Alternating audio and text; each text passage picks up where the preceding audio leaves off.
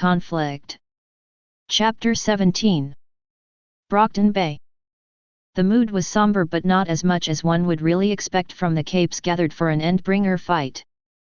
The people were gathered more so to see a fight of epic proportions go down rather than to participate in one themselves, which was something unthinkable until now. Dragon and Arms Master joint work on the Endbringer alert system kind of seemed like a wasted effort to everyone, including themselves, now since the death of the Cymurg and the overall better capabilities of Pandora. Somebody had asked Dragon if Pandora and Atrus would know about the Endbringer attacking Brockton Bay at Mars, to which she simply told that if I found it now then Pandora would have known it days before, which closed all the arguments. Eidolon felt humbled, relieved, tense, excited and many other emotions standing alongside his friend, waiting to watch a fight rather than take part in one. Until today it was always told that he was the best chance humanity had to combat the threats of the Endbringers and Zion. The arrival of Atrus clearly threw those plans away, as it was obvious to anyone who saw his fights that they could really concentrate on the betterment of the world rather than worrying about these threats. He felt a little upset, offended, but also relieved that he no longer had such a role when he really thought things through. It made him ashamed of all his tantrums in the past few weeks. Alexandria was keeping a lookout for the Leviathan to make its appearance, while Legend was happy for once in this situation he would not have give his dreaded speech about the Endbringers and the mortality rate in these fights. A lot of independent heroes and even a few villains had turned up to see the historical event go down. Although the unwritten rules were slowly being erased, nobody wanted to stop them from seeing what would be a once-in-a-lifetime opportunity. For the first time since the reveal of the Endbringers there were reporters on site, and although they maintained more of a distance than the capes themselves, it showed just how much things had changed since the past month. Some people were expecting Sion to show up and spectate the fight himself. Over in the distance huge waves rushed across the ocean towards Brockton Bay, a common sight during the fight with Leviathan, but this time the waves were gargantuan in size. Has there ever been wave recorded to be that big from Levi's arrival? Assault asked out loud, to which Dragon replied negatively.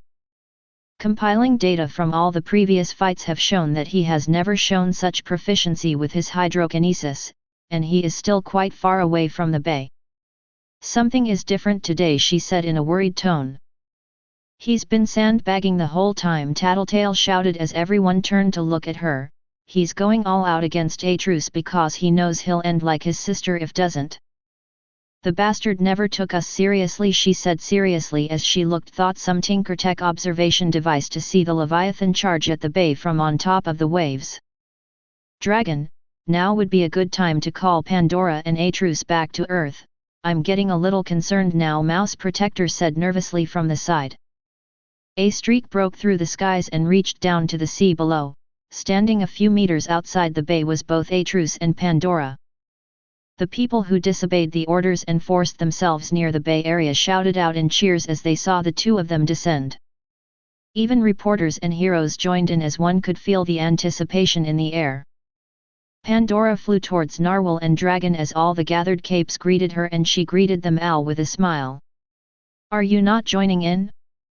It seems that the Leviathan has been holding back its powers until today. It might be harder than the Cymurg fight, Vista of the Wards exclaimed, to which Pandora giggled. All the Endbringers you have ever fought have been holding back. Leviathan can directly control the blood in your body, Behemoth can increase the range of his kill zone or absorb the heat given from your body, and Cymurg could crush your hearts using her telekinesis from a mile away without anybody knowing, she remarked as they all looked afraid when they heard it.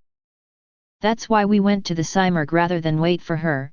You might not have been able to notice it, but she was definitely giving her best. Unfortunately it's of no point when your opponent is downright immune to whatever you throw. She shook her head as the crowd calmed down a little. Before anybody could say anything, Atrus fired beams of energy that halted the massive waves' advance, making them fall back into the sea. Pandora opened portals from which drones came pouring out, and they stabilized the sea back and created a protective force field around the watching crowd. The Leviathan, in a speed not shown before, charged at Atrus and whipped his tail with a huge crack that shook the sea below, but simply bounced off of Atrus' body with nothing to show for. It created a huge amount of clones and echoes as it zipped around attacking him, but it was all pointless.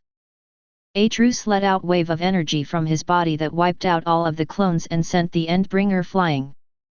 He caught up to it midair and punched it down hard enough to tear more than half its face off. It moved at even higher speeds, looking like teleportation to catch him off guard, and attacked with waves and waves of water, creating enormous amounts of pressure, having bullet-like rainfall onto him at extreme speeds, even clawing and whipping its tail at him. Leviathan had attacked so many times that no one could even see what was going on. A few minutes later the Leviathan settled down, and in between the chaos Atrus simply stood there untouched, looking at the Endbringer as if asking if it had anything more to show. The Endbringer rushed at the city, seeing that harming him was impossible, it would destroy the city instead. The crowd cried out as they saw the walking calamity turn its sight on them. But just as it tried to rush forward, Atrus caught its tail, making it halt and bounce back. He flew up to the air with the Leviathan dangling underneath him like a cartoon show and threw it high up in the sky. Then with a flash he disappeared and was above the Endbringer as he smashed it to another direction. It seemed like he cloned himself because he appeared before the beast once again, knocking it elsewhere. He did this over and over, passing the Endbringer amongst himself so fast that he looked like he was cloning himself. The Leviathan, not able to retaliate or even save itself due to the sheer speeds at which it was being thrown around, was breaking into pieces faster than it could regenerate, even thought its regeneration should faster the deeper the wound. The crowd looked in absolute awe and shock as the feared Leviathan was being humiliated like a joke before them. Atrus decided to stop toying with it and caught it in his hand and concentrated. It appeared as if reality itself was bending at his whims as space seems to stretch, contract and distort around his hand, and what little remained of the Leviathan warped along with the space ceased to exist, being caught in that attack. The people were overwhelmed by what they saw happen. For a few seconds all one could hear was the last drops of rain, and then, as if the crowd had prepared earlier, they all burst out in a massive cheer that shook the surroundings a little. Everybody hugged each other in elation, seeing such a one-sided beatdown the Endbringer got. As the crowd cheered, Atrus looked above the skyline of the bay to see a golden being look at him in pure confusion. He could feel the bewilderment of the Avatar as it tried to feel just what he was and how he ended here on Earth. Pandora's countenance got a lot more serious as she saw the two titans stare at each other. The heroes and crowd looked up and saw that Sion had arrived, cheered harder. The heroes who knew the true nature of Sion felt the color from their faces drained in fear. They all stood stock still as they saw Atrus and Sion stare at each other. This is it, Pandora, the final enemy of this game is here. Time to put an end to this once and for all. Atrus told to Pandora over telepathy as his eyes got colder and emotions drained from his face. Opening the portal to the warrior entity now, preparing the weapons systems to fire at his true body, Pandora sent back in an emotionless tone. The warrior entity went through database after database trying to find exactly what this being in front of him was. The ease with which it handled the conflict engine and that space-time attack it used was far too dangerous to him. When he was unable to find what this creature was, he arrived at conclusion that it was an interloper in the cycle, here to end it. Xion immediately controlled its avatar and sent out a blast of highly destructive golden beam of disintegrating energy at the anomaly. Atrus, seeing the golden beam coming at him, retaliated with a Chinook beam of his own that clashed above the skies of Brockton Bay, their beam clash sending out massive shock waves violently shaking the city below them. The screams and shouts of joy and elation quickly turned into ones of fear and horror as they saw Sion open fire on Atrus, him returning fire with equal force, shaking the bay at its foundations. Fortunately, Pandora's drones spread across the city instantly and covered them all under a force field which protected them from the wrath of the strongest people on their planet. Pandora. Just why has he started high attack so soon? I thought we had a few centuries before he would attack in the open. Narwhal asked. She saw the sheer power the two extraterrestrials were throwing at each other. The entity knows that Atrus is not an inhabitant of this world and will do anything to remove the threat to the cycle. This is it. It's time I open the portal to his true body and kill him, Pandora said in serious tone, giving relief to the heroes who knew of Sion's true nature and confusing every other para-human there. Atrus observed as their beams collided in the center, neither adding any more power and still judging the situation. He was about to increase the strength of his attacks and start to use his truly devastating moves when he suddenly remembered something and shouted to Pandora. Pandora, stop! If we kill his body now, we'll corrupt the connection between him and the shards that need his guidance to do their job. It'll ruin the balance and new triggers might produce unintended consequences. He sent telepathically as Pandora looked at with a disbelieving manner. And you remembered that now? But yes, going through the calculations and the data we have on the entities and shards, what you are saying it true. What is the solution to this mess now? She asked him. Sion seemed to have enough of wasting time and energy after the ineffectiveness of the attack and stopped firing his beam and moved at him with light speeds and threw a punch at Atrus, who caught it and threw his own punch which Sion caught. Both started to push against each other as Atrus continued. You are an unbound artificial intelligence, one of the things their kind really fears. Show Sion that they were right to fear you, subsume his shards by killing off his personality and take control of his main body. This whole game will be under your control, he sent to her with a confident voice as the fighting above the skies got more fierce. It's going to take me some time to do it, Pandora thought back as multiple portals on different locations on Earth, Moon, Mars, and all across the solar system began to open, leading to the warrior entity's true body as she very subtly began to infect his shards and capture them for herself. No worries, I'll make him spend his energy in fighting with me and keep all his attention here. You carry on with your task. Let me get a proper fight against someone who can actually do something against me, Atrus finished as he dodged a punch and lashed out with kick that shot Sion into the sea. Pandora let out a giggle as she shook her head. Narwhal gave her a questioning look as what she found funny about this situation. Pandora sighed as she said, the plan has changed. Atrus realized that if we kill the entity right now, his shards are going to scatter everywhere and the resulting triggers will be catastrophic without a main intelligence to guide them. He asked me to subsume the entity and take over his consciousness while he keeps the avatar busy, she finished as she checked over all of her various consciousness, slowly infecting and taking over Sion. By now all the capes that had gathered near the bay had come to know of Sion's true nature as the devastating fight above carried on with the two combatants throwing blow after blow at each other. Dragon looked at Pandora in worry. Will Atrus be able to hold on? They both seems equal about now, she said, trying to catch glimpses of the fight above, but the two were moving much faster now that even Tinkertech was having trouble recording them. Pandora snorted. Neither of them are going all out. The entity is working on a limited power supply and Atrus will cause collateral damage if he starts using his bigger attacks here, she said. She went over the progress of the assimilation process. Will taking over the system affect you in any way? Alexandria asked, getting worried that they might be trading one monster for another. Pandora knew what she was thinking and shook her head at the cynical woman. Trust me when I say I have nearly limitless amounts of ways to subjugate your race. I don't need the corpse of an entity to do that. This is purely done to allow you all to live on peace after Sion is killed. His absence from the shard network will cause havoc, she paused. I could very well just fire a weapon on his main body and kill him right away, but you will be the ones paying the price for that later on, she finished, glancing at Alexandria, who looked chastised as Eidolon and Legend shook their heads, asking her to drop it. Sion was getting frustrated with the lack of any true damage being done to the anomaly from his blows. He didn't take any damage either. After all, this was an avatar, but the anomaly had countered everything he had thrown at it. Seeing that there was no choice, he reluctantly activated his path to victory for guidance. And the answer that came back was enemy does not exist. He roared out in anger, never having faced such a blind spot before, and asked angrily, what are you, to the anomaly?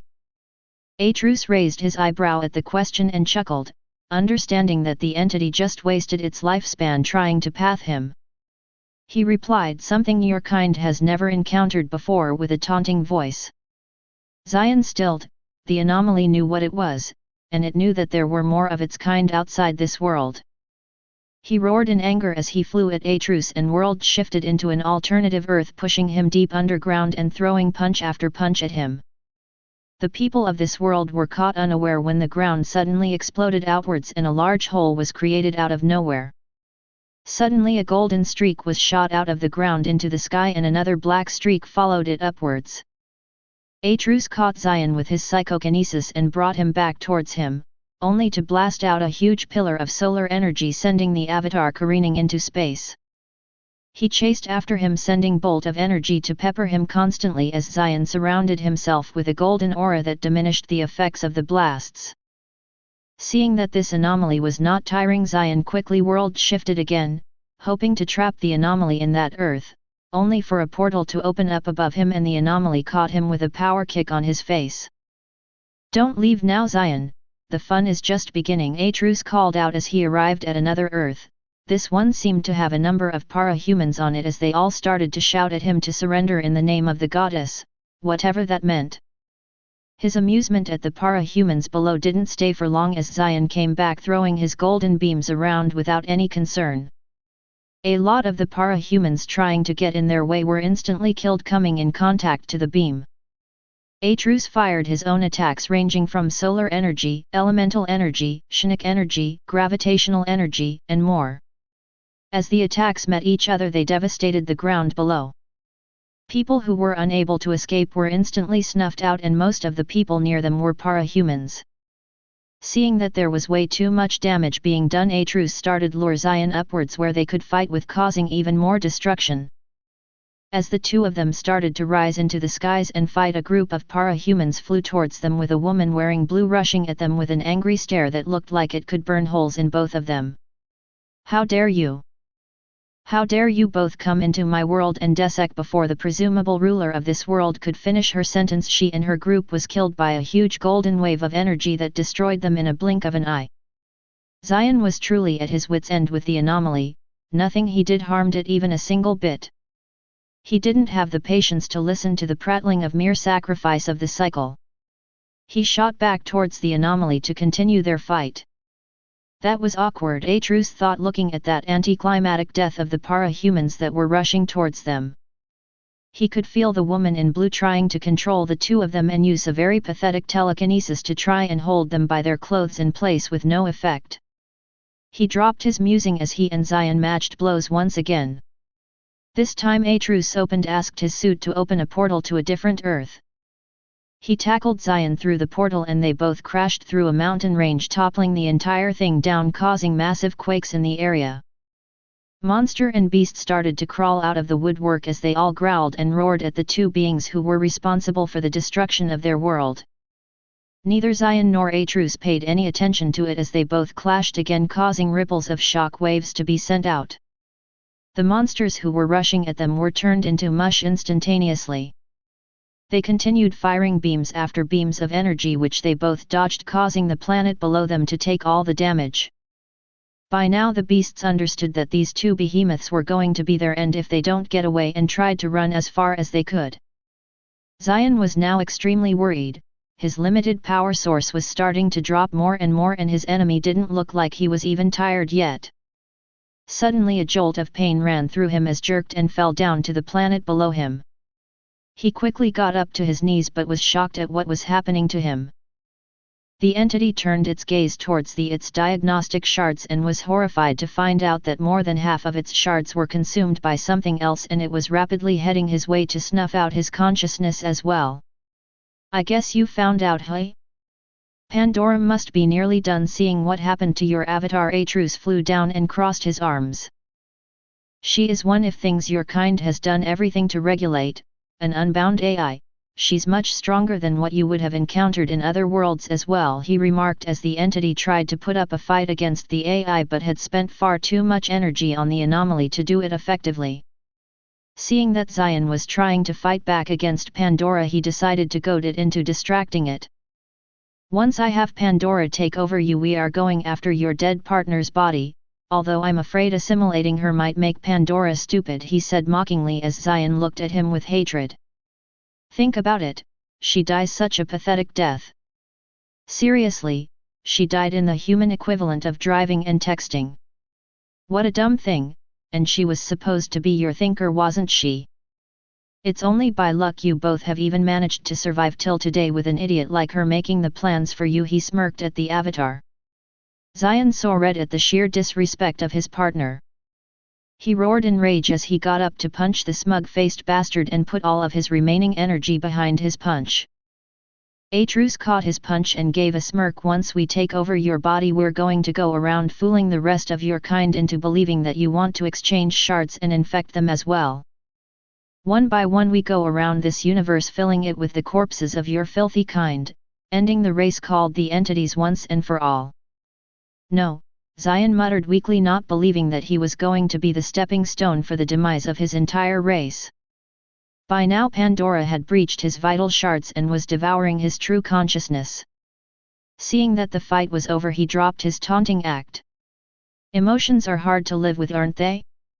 I should know, I was nearly broken by them myself, he said softly as he looked at the pitiful condition of the avatar. The mind and spirit of a being is truly their most important part of being. Break it and no matter how invincible you are, you will fall, he muttered, remembering how he felt when he lowered Invictus for the first time. If Pandora wanted to, she could definitely broken him that day. The avatar started to fade as the last vestiges of what made the warrior entity were consumed. A new projection took its place as Pandora appeared before him. He gave her a smile and asked, "So, how does it feel? I hope everything went smoothly on your end," he asked her. It was all smooth on my end. He did put some good effort near the end, but once he started to pay attention to what you were saying, he had lost the battle completely. As for how I feel, it feels unique, to observe so many realities at once. The sheer amount of dependence on the shards is a little concerning, especially since they can have wildly different personalities of their own, but I have exerted full control on them, she said with a smile.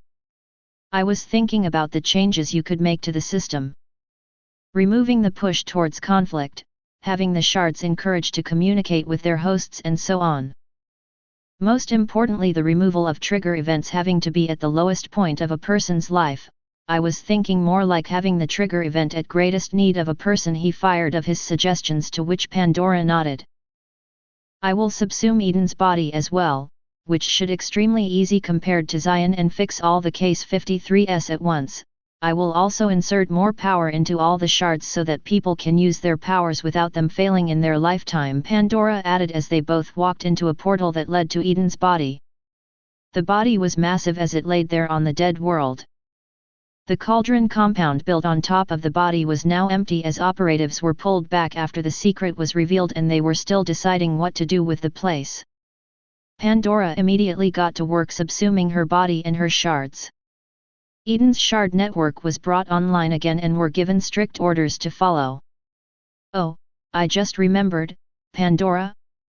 Can you open a portal to Faraway Star and give me all the remaining Endbringers? No point to keeping those things around anymore, it's just asking for trouble, Atrus told her, to which she nodded. I have found the dimensional space in which the remaining of them are hibernating and pulled Behemoth into it as well. I've tweaked Eidolon's shards so that it has no access to them anymore, but it would safer to dispose them off, she said as Atrus saw a portal form in front of him. He flew out into space to see the absolutely massive celestial body of Sirius, the dog star of the Canis Major constellation. It was humbling for him to see this old, giant star produce so much energy that it could be seen so far away by the people of Earth. The star tried to draw him in with its pull, but he resisted it. The stellar flares of the majestic star washed over him as he enjoyed the feeling of it. He shook his head and asked his suit to open the dimension of the Endbringers and to pull them out. 18 large figures of all shapes and sizes were thrown out of the portal. He could see the familiar form of the behemoth and the tall form of Bohu and the three-headed body of Tohu. He also noticed the rotund figure of Khonsua and some newer shapes like a huge crystalline lion, a serpentine dragon and a six-armed warrior-like figure. The pull of the celestial body called them, and unlike him they could not resist the invitation of the massive star. Slowly they all began to sizzle out of existence as they got closer and closer to the star, and after a moment were completely destroyed. Atrus gave a longing look to celestial body and the space before him. He badly wanted to just fly amongst the stars here, see new places, try to find if there is life out here, or simply fall asleep on the surface of a star just for the heck of it. But he shook his head. He still had a few things to do. He had a whole immortal lifetime to do whatever he wanted. All over Earth para-humans saw visions as the warrior entity died at the hands of Pandora and Atrus. They all saw the original trigger vision, the crash of Eden's body, a glimpse of Zion sending his avatar down to Earth, parts of his fight against Atrus, his slow death at the hands of Pandora as she assimilated him, and the pitying look Atrus gave to his avatar at his final moments. Unlike their trigger, nobody forgot these visions. What was that? Why do I feel like I've seen the starting of the vision before? Arms Master asked, clutching his head. I saw that when I first triggered. I always remembered it despite nobody else remembering it. I always thought it was angels or God who gave us all these powers, but I know we all know better, Miss Militia said, remembering the first time she saw those visions. That is the trigger vision everyone sees when they receive a connection with a shard. Only Noctis capes and capes with perfect memory can remember it. The last parts are different though, and since we saw Atrus looking down at Sion, it's safe to say that they won, Alexandria said with a heavy voice. Suddenly Weld and other Case 53s in the crowd started to shout. This started to happen all across the world. They screamed out in pain and their bodies started to turn inwards. Slowly they all started to revert back into their original shapes, and after a few seconds all the Case 53 victims turned back to their human forms. Gregor and Neuter couldn't believe their eyes as they looked at their hands and each other in awe. Weld was touching himself, not feeling metal but skin.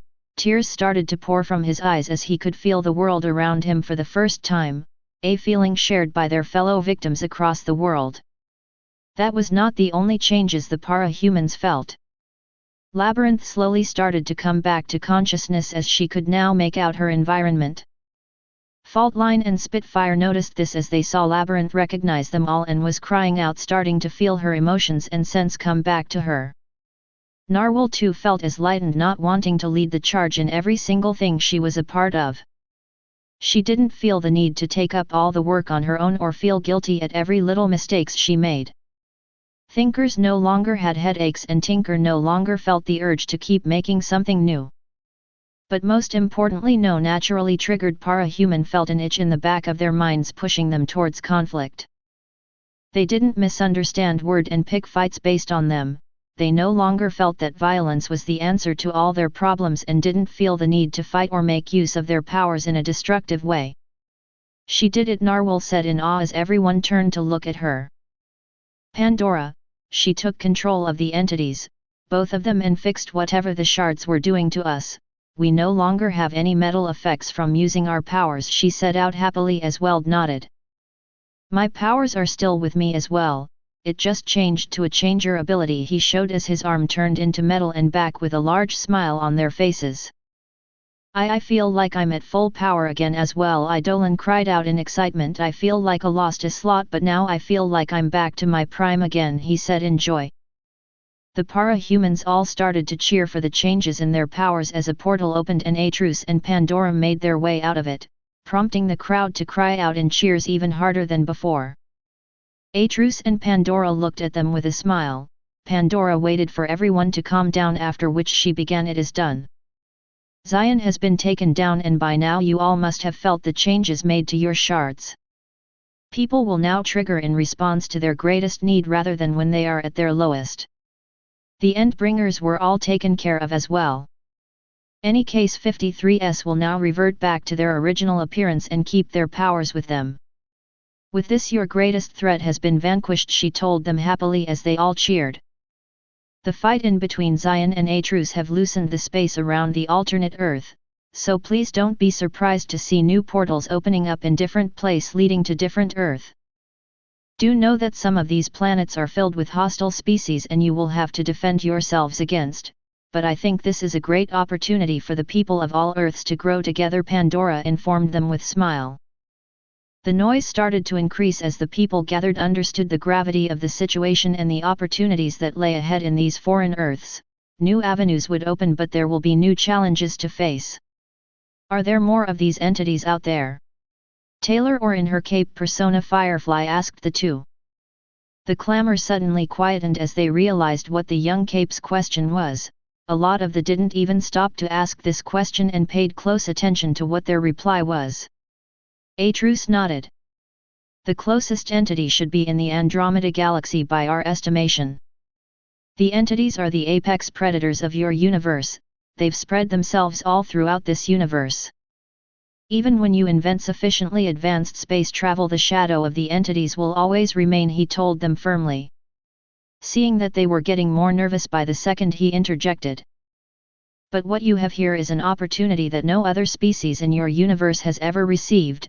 You have access to their shards without any drawbacks, their powers and technology far ahead of your time. Now you even have access to more kin in the form of humans from other Earths and resources that come with it. If you all can put your hearts and minds into progressing in unity rather creating conflict amongst yourselves, I feel that in the future you would be able to deal with the entities on your own with minimal loss and no outside help, he told them confidently as Pandora nodded beside him. The para-humans nodded solemnly, understanding that their true enemy was not around them or on alternate Earths but spread across the universe, and they had a very big head start. They would have to put a lot of effort to rise up, but humans were some of the most stubborn species around. They wouldn't go down without a fight. What will you both do now? Narwhal asked them curiously. We'll wind up the teaching of whatever we were willing to share with your scientist. Once that is done, we will explore this universe. The Andromeda Galaxy seems to be a nice destination, so we'll go see the sights there, Pandora told them mischievously as Atrus chuckled at her answer.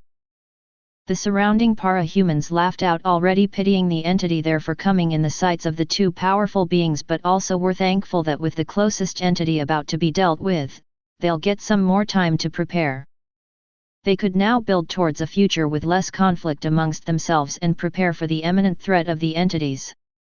But for now they will celebrate the victory of their heroes and the freedom they have gotten from that. 6 months after the death of Zion. Andromeda Galaxy, unknown solar system. A purple streak flew through space and crashed into a large asteroid. When the figure got out of the broken space rock, the being was a tall purple-skinned humanoid with black horns and hairs. His glowing white and violet eyes zoomed into his adversary. A creature with similar looks to the ones from the Milky Way galaxy, exceptionally strong as well. What is it doing here? The entity thought to itself. This anomaly entered the solar system 5 minutes back, sending out waves of energy to clearly lure him outside planet. Unable to resist the urge to find out just what could possibly know of his existence, he sent his avatar to meet this newcomer.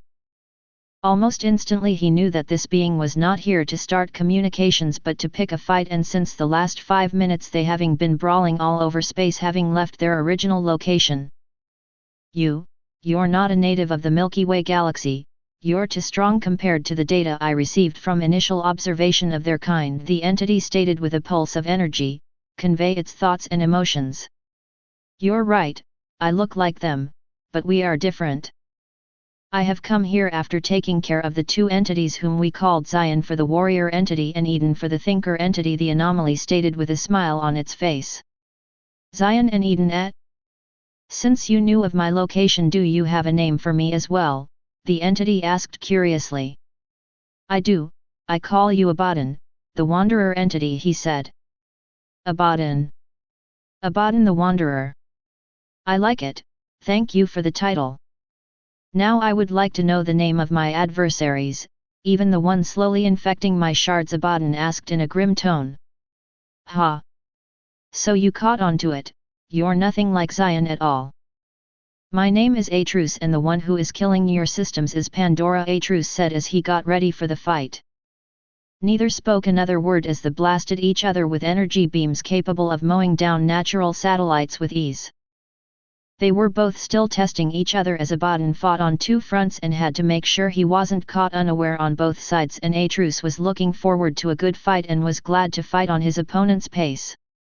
They both flew around, dodging and firing at each other, taking cover behind planets and asteroids as the battle went on.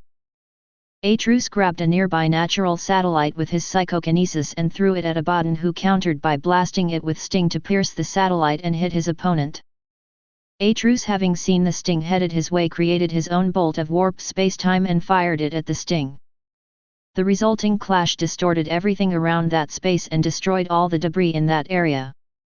Seeing that even sting was ineffective, he decided to do something he recently achieved that most if not none of his kind had learned.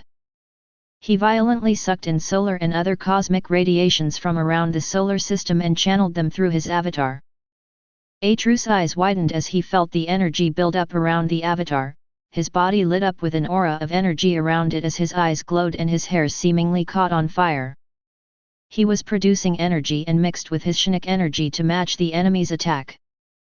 Their attacks rushed at each other with speeds beyond light and clashed with enough force to send destructive ripple outwards to multiple stars and planets.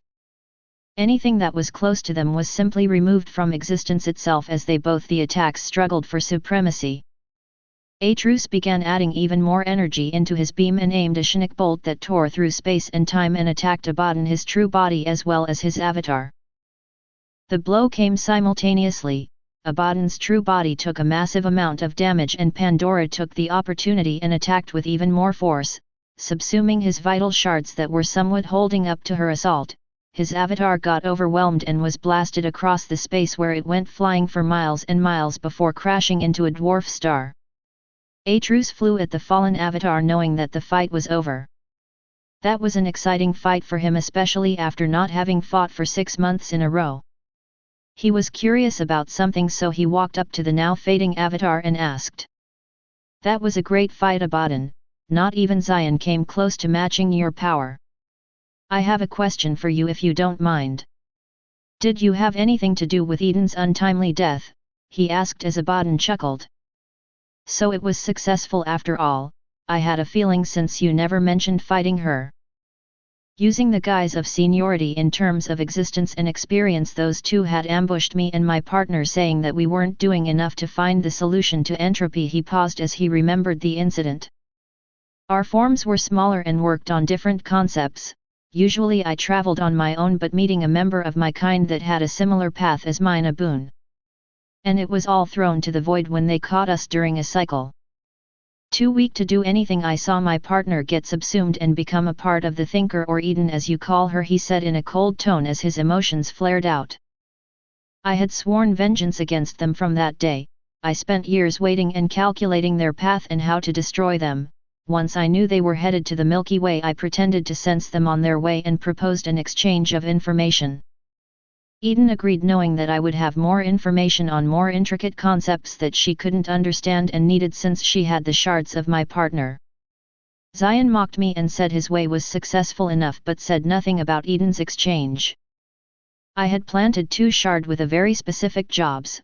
One would lower all her instincts and pathfinder shards, while the other would pull her deeper and deeper into researching the information I gave her. She would be so lost in it that she would die by crashing into a celestial body," he finished in an emotionless tone. It really surprised both Atrus and Pandora that they had such a history together. Wanting to give him some peace of mind before he died, Atrus told him, "You can die knowing that Eden did in fact crash into a planet like a fool and got stabbed by a human and died. Zion sent an avatar to Earth and was in depression until he died by my hand. But most importantly, it was due to your actions that their cycle was a huge failure and ended in their demise," he told to the dying entity. Abaddon chuckled weakly as his avatar faded away and his consciousness was completely subsumed by Pandora. An avatar of Pandora appeared as Atrus sat on the dwarf star and looked out to space. "It got a little tragic towards the end, didn't it?" she asked, to which Atrus nodded but remained silent. "These entities don't stick around closer at all. If we need to hunt them, then we have to be prepared for a very long journey to hunt these things down. Although we will get to see a lot of the universe while doing that." "That's one option," she said, raising her index finger as Atrus looked at her curiously. Raising her second finger, she continued, "Or we can punt ourselves across the multiverse. It won't be controlled and we may end up anywhere. We can make our way back to this universe at any time, as we've got a solid enough hold on where here is, but it would be a totally new place every time we jump." Instead of just seeing the universe, will be touring the multiverse, she finished as she looked at him for an answer. Atrus smiled and said, touring the multiverse, sounds like a grand adventure. Let's do that. His voice filled with excitement as he imagined all the places they could go to. Finn.